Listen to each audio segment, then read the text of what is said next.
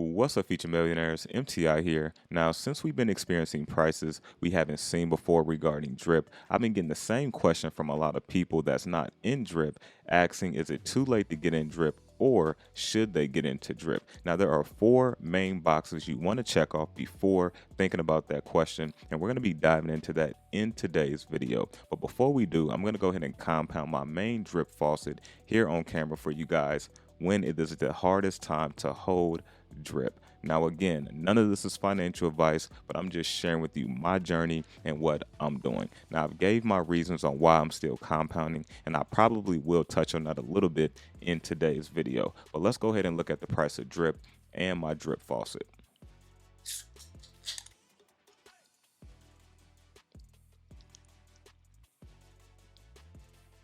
That's pretty good. Let me know down in the comment section if you guys try Liquid Death. Down in the comment section. It's literally just a water, but the brand and everything of that nature has made it be one of the most popular waters out there. And since we're in drip and since we're hydrating, I thought what better way to start this video.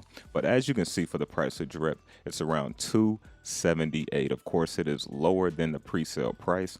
We head on over to the faucet. You can see I'm around 3,923 drip. Now, some people will ask, hey, Mike, are you selling this or claiming this? And no, I am still compounding, right? Still compounding. And so we're going to get into, if you're not into drip, the four reasons on what you want to be looking at, or at least the four boxes you want to be checking off, right? So let's go ahead and hydrate this here real quick. Takes a few seconds here. There we go, compound success. You can see I'm now at 3,961 drip. So in about 2 days, I'll be at that 4,000 drip milestone. Now, one thing I want to show you, as you can see here, here's my referral rewards. 69.232 is what I received right from the team, right? Oh, this is what I want to show you. And I said this at the very beginning. You can see the drip I've received, and this is coming from, now this drip is also including my referral rewards, right? 84.92 drip, and I've sent out 84.57 drip. So pretty much all the drip I received from the team and also from the airdrop I received from the team I'm on, I've sent all this back to my team itself, right? So as I said before, so all of my drip that you see right here is came from me DCAing, and that's come from me compounding, right? I want to do this without having the luxury of having a team, right? And so I've already explained this in previous videos, but I just wanted to kind of show you guys that, because some people say you can't do this without a team.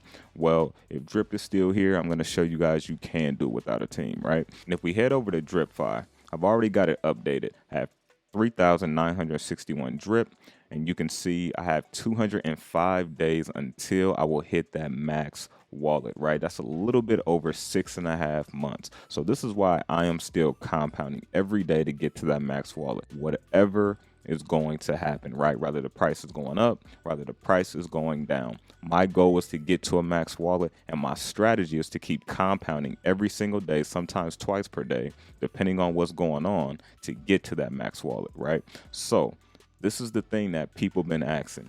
Is it too late to get into drip, and should you get into drip? Well, the first thing you want to check off is, do you understand drip, and do you understand how drip has got to an all-time high and how it's got to the point where it's at now? That's the first thing you want to understand.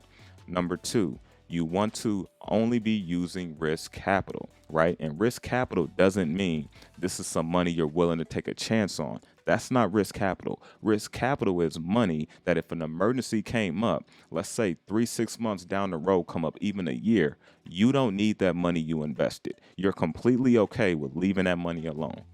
That's risk capital, right? So number one, you need to understand drip and understand how we got to the point where we are today.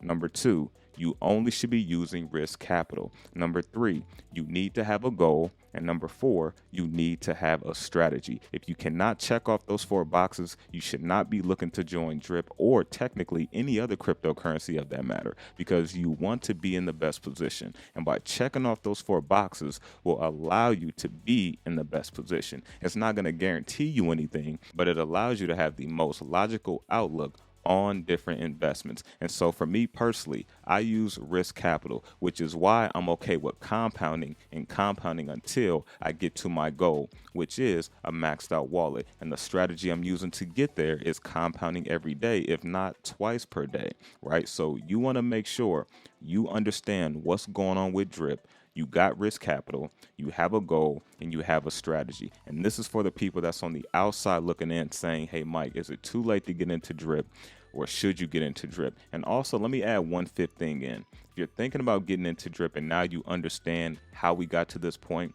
then also you got to understand nothing's guaranteed. And of course, as I said at the beginning, my risk capital I have in here, I can lose it. But on the other side of it, I can make a lot more money I invested, right? And so by looking at the upcoming developments, the upcoming utilities, these are the things that can possibly allow drip to be here even longer and to potentially go into a higher price range, right? Not saying it's going to go back to where it was, not saying it's going to go back to a 3-figure price, but if drip can just be here at a $5 to $15 price range for a longer term, that's doable. You can make a lot of money from just that point, right? And so it all depends on your risk tolerance and what you want out of your current investment. And so one question I want to address to, I got a DM from someone, and I'm never this person to put anyone on blast, and I hope you guys are watching this video, but they asked me, they said, hey Mike, is there any way I can cancel all of my drip and get my money back because I have a really big emergency?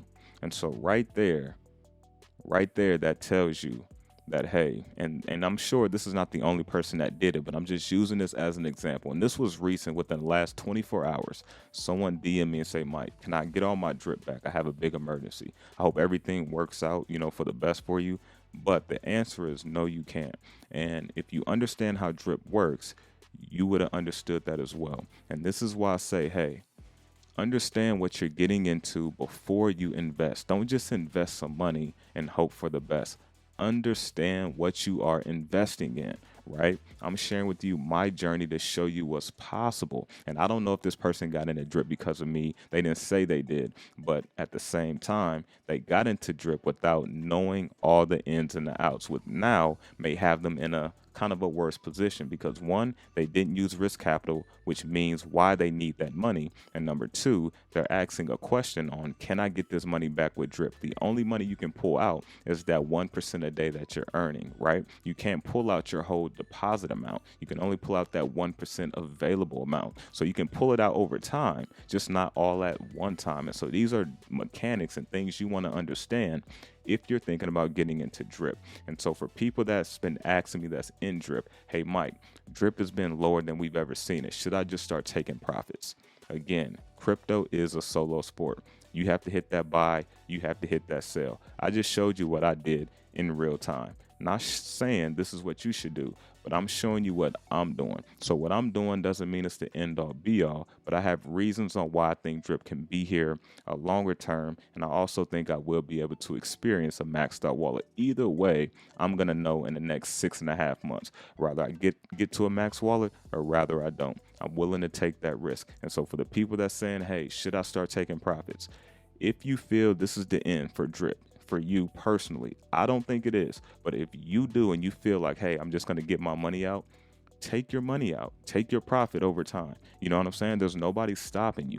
You have to figure out what's best for you. But I'm showing you what I'm doing. I'm taking that chance because let's say things turn around, or let's say drip is at $10 in the next 6 months. I'm in a way better position compared to where I am now, right? Just by compounding and staying true to the strategy and the goal that I wanted to do with this particular investment. All right, so quick recap on what we talked about in today's video for the people that's on the outside looking in. Is it too late to get into drip, or should you get into drip?